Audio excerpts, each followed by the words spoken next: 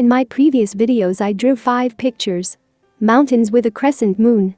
A pot of honey. A French cafe. Sleeping toys and a cup of coffee.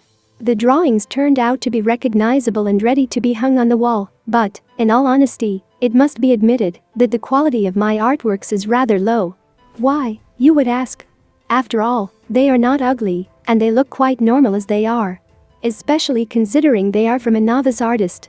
If drawing were just my hobby, or if I would use it as another kind of anti-stress activity, then yes, my drawings can be called satisfactory. However, my goal is to learn how to draw, and draw perfectly well. Not just copy photos, but being able to draw from imagination, that is, to illustrate. My goal is quite ambitious, but not unattainable.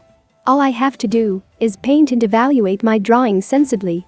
Of course, I will not evaluate my drawings from the like it or don't like it perspective, but using the classical grading, which is used in the fine art school.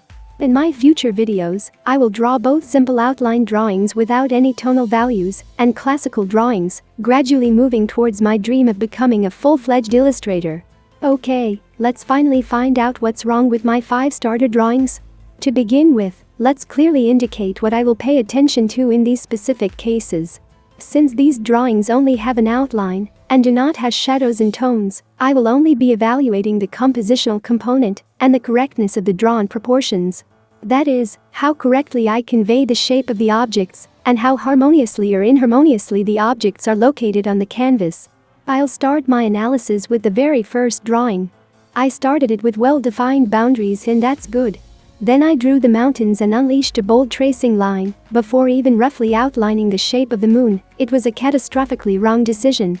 It was necessary to draw the contours of all objects with fine lines. In our case, it is a mountain range and a crescent, and only then to get to tracing the contour. You can also notice the odd shape of the crescent that I unfortunately got. This happened because I did not draw the correct shape of the sphere from the very beginning. In general, errors in this drawing are represented by initially wrong geometrical shapes. While drawing the second picture, it seemed to me that I made my life easier by starting with mouth, lip and neck of the pot, and only then getting to the bottom and shoulders. As you can see, the shape of the pot turned out to be too comical and had to be redrawn, and the pot itself does not correspond to the proportions and is being stretched up and right. The location of the pot and dipper above seem adequate to me. If you think otherwise, please write me a comment. I will be glad to hear your opinion. The top of the dipper came relatively easy to me, while the bottom had to be redrawn. In general, I can say that this drawing looks better than the previous one, but the elongated shape of the pot causes subconscious irritation. The third drawing is the most complex and the longest so far. And probably is the creepiest one. Maybe I shouldn't have kicked off with 2 scenes, presence of a slight perspective, and a lot of details, but it's too late to back off. It is what it is. There are plenty of failures here, but the worst one is, of course, a distorted perspective. Logically, both cafe buildings are located next to each other on the same street, but the cafe on the left turned out to be larger than the one on the right. That is, it seems to be closer to us, the viewers. Probably the easiest way to resolve this misunderstanding is to take scissors and cut the picture in half, then you can consider these 2 cafes separately. From a compositional point of view, it seems to me that everything is more or less in place. My only complaint is that I forgot to draw the wall of the left cafe. The glass seems to be the wall, but this is not correct. From the point of view of the sequence of drawing objects, I took into account my mistakes from the last 2 drawings, so firstly I drew all objects with thin lines, and only at the very end I traced them. But it still didn't save me from failing, and when tracing the folds on the left cornice, I had to erase existing bold lines, and I did it so harshly that my camera almost fell. By the way, I did not buy any easel, and I don't stick paper to the table with masking tape. I also don't learn to hold a pencil with a special grip, because I will be drawing on a pen tablet and sketch in medium-sized albums, and if I ever to paint my drawings, I will choose oil or watercolor. That's why I will not shade my artworks with a pencil all the time.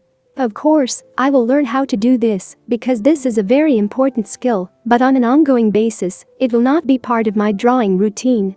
I know that many people insist on gripping a pencil using the classical method, but, as I said earlier, this method will not help me in digital drawing. So, to summarize the third picture, I must note the following. A strange perspective and forgotten wall, weird shape of chairs, camera was not fixed properly during shooting.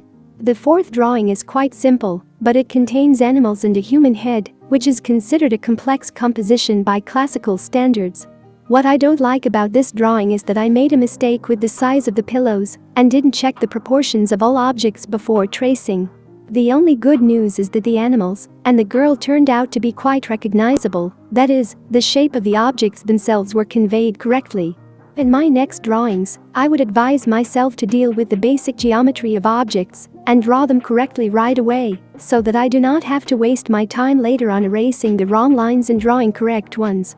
Well, the last, fifth drawing is a seemingly simple drawing of a coffee cup. What could possibly go wrong here? It turned out that everything went wrong. And this is simply because the drawing sequence was wrong from the beginning. Just like in the previous situation with the honey pot, I started drawing the lid and even traced it, and only after I proceeded to the shape of the cup itself.